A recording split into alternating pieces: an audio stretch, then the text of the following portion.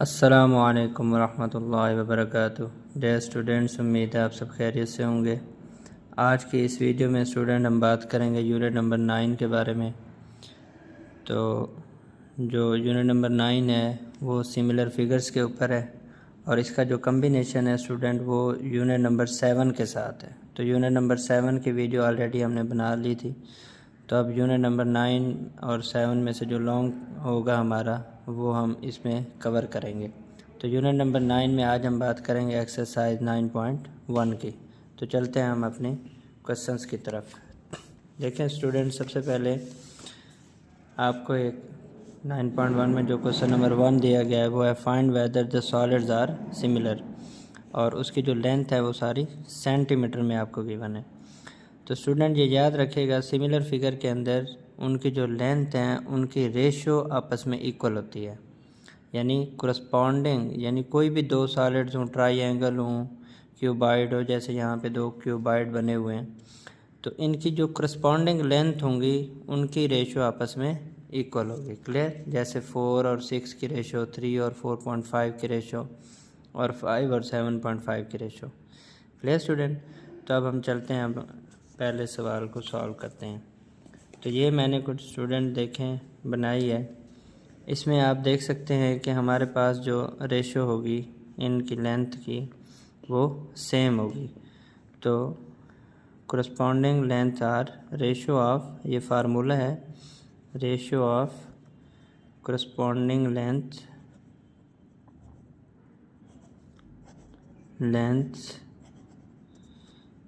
In similar figures are equal. Clear student? जब भी आपको दो सिमिलर फिगर दिए जाएंगे तो उनके जो करस्पॉन्डिंग लेंथ होगी वो इक्वल होगी। अब देखें स्टूडेंट, यहाँ पर हमारे पास 6 की रेशो 4 के साथ, उसके बाद 4.5 की रेशो 3 के साथ, और 7.5 की रेशो 5 के साथ। क्लियर? तो अगर आप 6 को 4 पे डिवाइड करेंगे तो वो भी 1.5 आएगा। अब ये सेंटीमीटर में उसने कह दिया था। उसके बाद 4.5 को जब आप 3 पे डिवाइड करेंगे तो वो भी 1.5, और जब 7.5 को 5 पे डिवाइड करेंगे तो वो भी 1.5। तो ये लेंथ हमारी इक्वल हो गई है। Clear student? अब देखें, जब लेंथ इक्वल हो गई तो उसने यही पूछा था कि क्या सॉलिड सिमिलर हैं या नहीं है।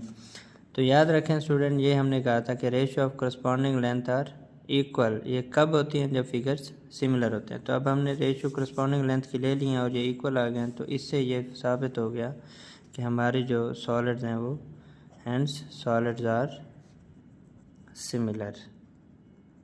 Clear student? Hence solids are similar.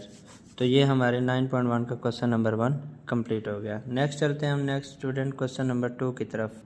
Question number 2 में है स्टूडेंट, देखिएगा आपके पास एक ट्राइएंगल ABC गिवन है। उसमें हमारे पास जो हाइपोटेनस है वो 12 है, परपेंडिकुलर 6 है और बेस हमारे पास 9 है। इसी तरह एक दूसरी ट्राइएंगल है DEF, उसमें हाइपोटेनस 21 है, परपेंडिकुलर 10.5 है और बेस हमारे पास 15.75 है। तो देखें स्टूडेंट, अब यहाँ से भी हमने करस्पॉन्डिंग साइड्स इक्वल करनी है। तो अब देखें, हाइपोटेनस 12 और यहाँ पे हाइपोटेनस 21, तो सेम आपने रेशो लेनी है 21:12, और ये इक्वल आना चाहिए। परपेंडिकुलर की आपने रेशो लेनी है, तो परपेंडिकुलर हमारे पास ये हो गए 10.5 डिवाइडेड बाय 6। इसी तरीके से 15.75 उसकी रेशो आ गई हमारे पास 9 के साथ, यानी बेस के साथ आ गई। तो ये अब ये हमने शो करना है कि क्या ये साइड्स इक्वल हैं या नहीं। तो देखिए स्टूडेंट, 21 को 12 पे डिवाइड करेंगे तो वो आएगा 1.75, 10.5 को 6 पे करेंगे तो भी 1.75, और 15.75 को 9 पे करेंगे तो भी 1.75। तो तीनों लेंथ इक्वल आ गई। तो जब लेंथ इक्वल है तो इसका मतलब फिगर्स सिमिलर हैं। Clear student? Next question number 3 पे आते हैं।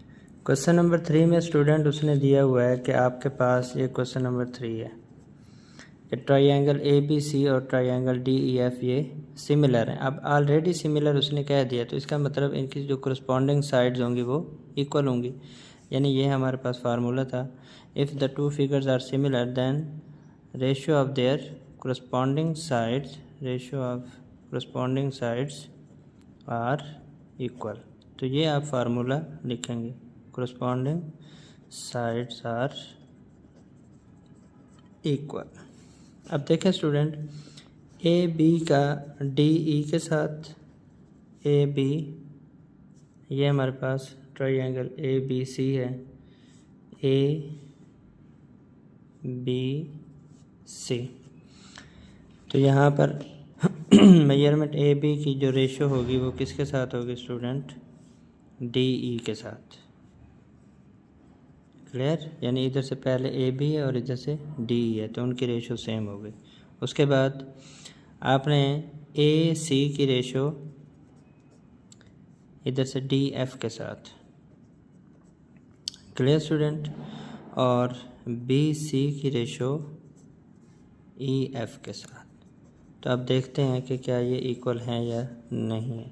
ए बी हमारे पास क्या है स्टूडेंट 12, और डी ई हमारे पास क्या है स्टूडेंट, डी ई ये 6। ए सी हमारे पास 20 और डी एफ हमें फाइंड करना है, इसको एक्स कह लें, इसको वाई कह लें। उसके बाद बी सी हमारे पास 16 है और ई एफ हमारे पास वाई कह लो।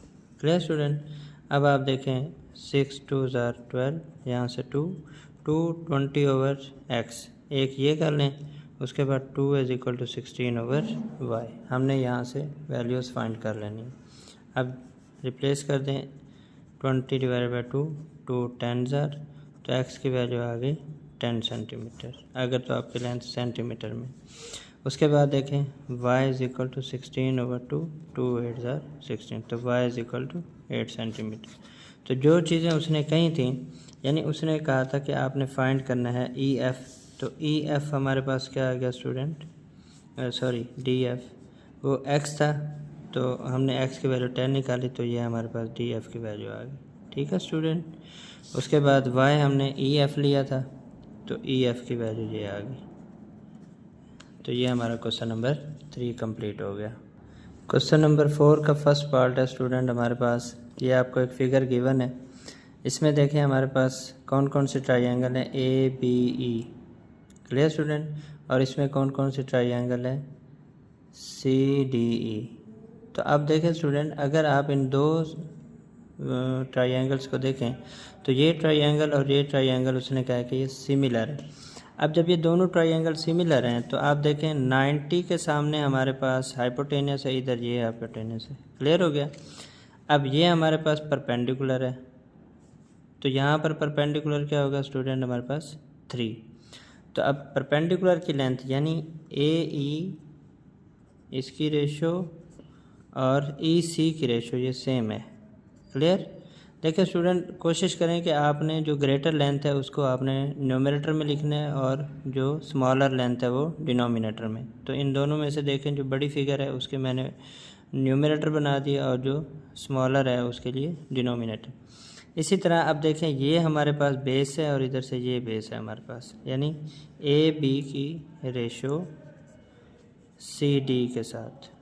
तो अब आप देख लें, ए ई हमारे पास 7.5 है, इसकी रेशो ई सी यानी 3 हो गया। उसके बाद ए बी हमारे पास x है और ये हमारे पास 1.2 हो गया। Clear student. अब हमने x की वैल्यू ही फाइंड करनी थी, तो ये हम देख सकते हैं x = ये डिवाइड हो रहा है 1.2, इधर आके मल्टीप्लाई हो जाएगा, तो 7.5 / 3 × 1.2। Clear student. जब हम स्टूडेंट 7.5 को 3 पे डिवाइड करेंगे तो ये आ जाएगा 2.5, 2.5 को 1.2 से मल्टीप्लाई करेंगे तो वो क्या आएगा स्टूडेंट 3.0, यानी कि 3 आ गया। तो x की वैल्यू आ गया हमारे पास 3 centimetre. Clear student. Second part है हमारे पास स्टूडेंट, हमारे पास दिया हुआ है बी सी डी, एक बड़ी ट्रायंगल है और एक उसी के अंदर एक छोटी ट्रायंगल है बी ई एफ। लेकिन देखें स्टूडेंट, जो ई एफ और सी डी ये एक दूसरे के पैरेलल हैं। E F is parallel to C D. तो ये याद रख लें स्टूडेंट, ये एक थ्योरम है कि अगर किसी ट्राइंगल के अंदर एक लाइन किसी दूसरी साइड के पैरेलल हो, यानी एक साइड दूसरी साइड के पैरेलल हो, तो फिर उसकी जो करस्पॉन्डिंग अदर साइड होती हैं उनकी रेशो आपस में इक्वल होती है। मिसाल के तौर पे आपने अब 6 का रेशो x के साथ लेना है और इक्वल कर दिया 8 का रेशो 3 के साथ। एक मेथड ये है स्टूडेंट। दूसरा ये है कि आप बड़ी ट्राइंगल को ले लें। ये मैंने जो पेपर किया था, पेपर नंबर 3 सॉल्व किया था, उसमें मैंने उसको दूसरे मेथड से सॉल्व किया था। आपने बड़ी ट्राइंगल ली, 8 + 3 11 हो गया, और दूसरा 6 + x ले लिया। ठीक है, तो 11 का रेशो 3 के साथ और या 8 के साथ, और उधर से 6 + x का रेशो भी 6 के साथ। उस तरीके से सॉल्व करेंगे तब भी सही आ जाएगा, और ये भी आपका हो सकता है। तो ये आपके पास आ गया जी। आप क्रॉस मल्टीप्लाई करें, 3 × 6 = 18 और ये 8x। Clear student? तो x = 18 / 8। जब आप 18 को 8 पे डिवाइड करेंगे तो ये आएगा 2.5 सेंटीमीटर। Clear student? सॉरी, ये 2.25 आएगा। जब आप 18 को 8 पे डिवाइड करेंगे क्या आएगा स्टूडेंट? 2.25 सेंटीमीटर। क्लियर? नेक्स्ट चलते हैं हम पार्ट 3 की तरफ। पार्ट 3 है, देखें स्टूडेंट, यहाँ पर हमारे पास एक फ़िगर दी हुई है। इस फिगर की पहचान आपने कैसे करनी है? देखिए स्टूडेंट, यहाँ पर डबल एंगल बन रहा है, तो डबल एंगल के सामने हमारे पास यहाँ 2.5 है, और इधर डबल एंगल के सामने हमारे पास 2.4 है। Clear student? यानी अब आपने जो करस्पॉन्डिंग साइड्स हैं उस तरीके से आपने लेना है, यानी EG और DE इनकी रेशो आपस में इक्वल हो गई। उसके बाद देखें दूसरा है हमारे पास, ये सिंगल एंगल है, ये इसके सामने x सेंटीमीटर है, और यहाँ पर सिंगल एंगल के सामने 2.1 है, तो इनकी रेशो आपस में इक्वल होगी। यानी हमारे पास 2.5 की रेशो आ गई हमारे पास 2.4 के इक्वल, और x की रेशो आ गई हमारे पास 2.1 के। Clear student? अब आप 2.5 को मल्टीप्लाई कर देंगे, जब हम क्रॉस मल्टीप्लाई करेंगे तो 2.4x = 2.5 × 2.1। अब 2.4 इधर मल्टीप्लाई हो रहा है, उधर जाके डिवाइड हो जाएगा, तो 2.5 × 2.1 / 2.4। तो जब स्टूडेंट आप इस पर कैलकुलेटर इस्तेमाल करेंगे, 2.5 को 2.1 से मल्टीप्लाई करेंगे, जो आंसर आएगा उसको 2.4 पे डिवाइड कर दें, तो आपका आंसर आ गया 2.19 सेंटीमीटर। नेक्स्ट स्टूडेंट हम चलते हैं क्वेश्चन नंबर 5 की तरफ।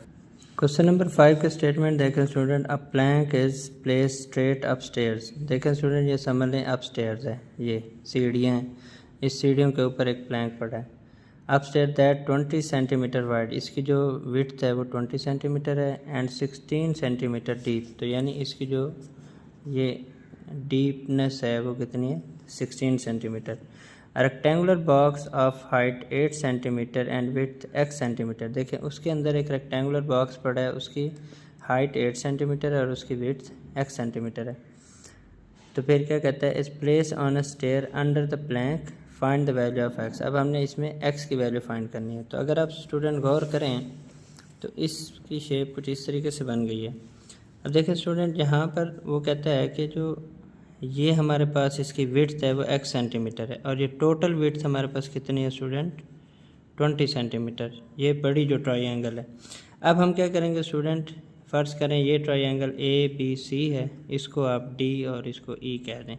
तो आपने स्टूडेंट ट्राइंगल ABC को सिमिलैरिटी देखनी है आपने ADE के साथ, ट्राइंगल ADE के साथ। अब देखें स्टूडेंट, इस ट्राइंगल की बेस हमारे पास x सेंटीमीटर है, और इस बड़ी ट्राइंगल की बेस हमारे पास 20 सेंटीमीटर है।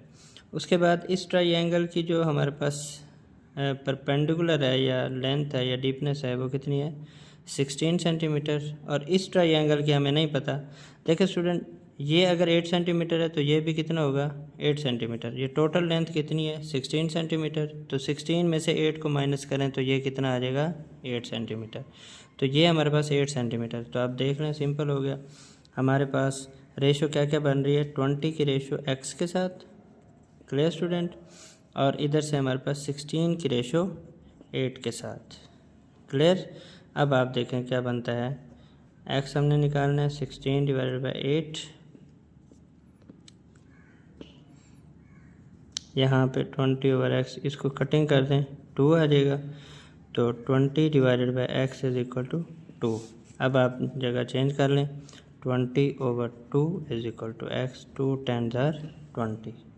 क्लियर स्टूडेंट, यानी ये हमारे पास एक्स की वैल्यू कितनी आ गई, 10 सेंटीमीटर। वैसे भी आपको पता चल रहा है स्टूडेंट कि ये बिल्कुल मिड में बनेगा, तो ये एक्स सेंटीमीटर है, ये 20 है, तो 20 का हाफ 10 ही बनता है। तो ये हमारे पास क्वेश्चन नंबर 5 हो गया। नेक्स्ट हम चलते हैं क्वेश्चन नंबर 6 की तरफ। क्वेश्चन नंबर 6 को देखेगा student, a man who is 1.8 metre tall cost a shadow of 0.76 metre if at the same time a telephone pole cost a 3 metre shadow, find the height of the pole. अब देखिए student, same आपने क्या करना है कि एक आपने एक तरफ से, यानी कि एक आदमी खड़ा है, उसकी जो लेंथ है वो 1.8 मीटर है और उसका शेडो कितना बन रहा है 0.76 मीटर। उसके दूसरी तरफ एक टेलीफोन पोल है, उसका जो शेडो बन रहा है वो 3 मीटर है और उसकी हाइट हमने फाइंड करना है। तो अब हम इसको कैसे सॉल्व करेंगे, ये देखिएगा स्टूडेंट, यहाँ पर एक आदमी है, उसकी जो लेंथ है वो 1.8 मीटर है और उसका जो साया बन रहा है, यानी यहाँ पे समझ लें सूरज है, ठीक है, तो इसका जो शेडो बन रहा है वो 0.76 मीटर है।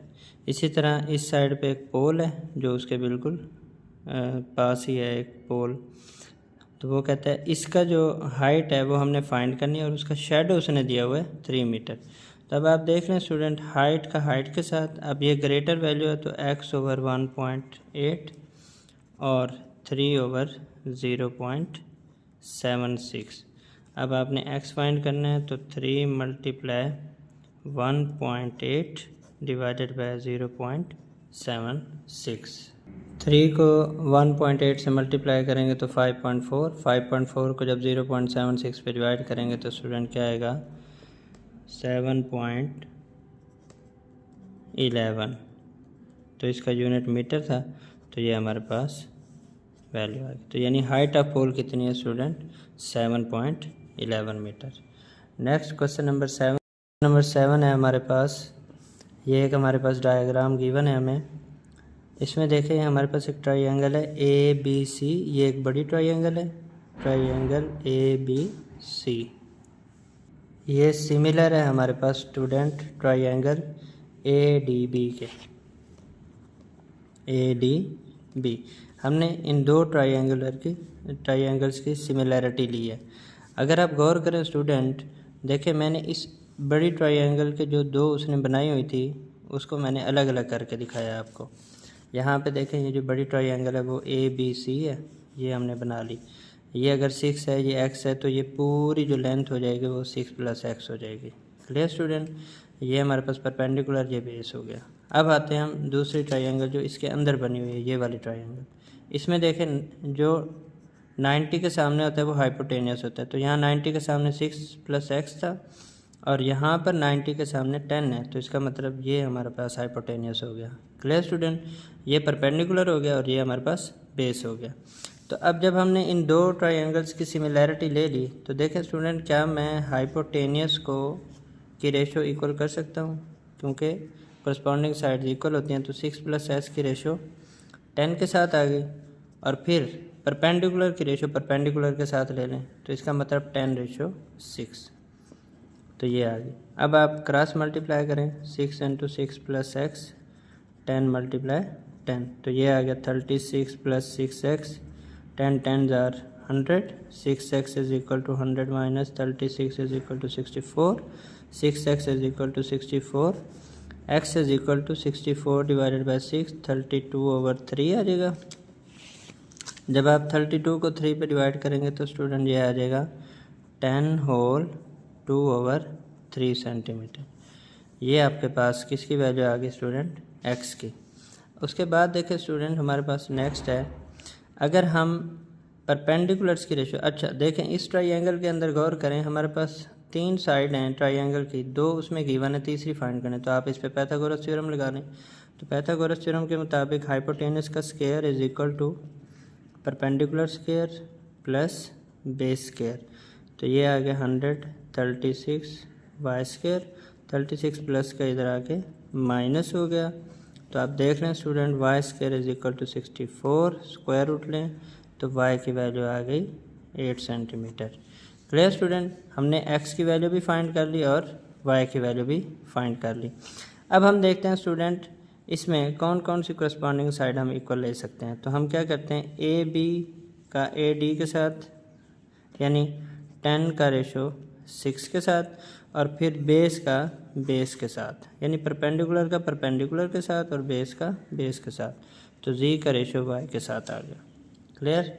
अब देखें स्टूडेंट 10 का रेशो 6 के साथ, जी का रेशो वाई के साथ, 10/6 जी ओवर वाई की वैल्यू क्या थी 8, क्रॉस मल्टीप्लाई करें तो यहाँ से जी की वैल्यू 10 8 80 डिवाइडेड बाय 6।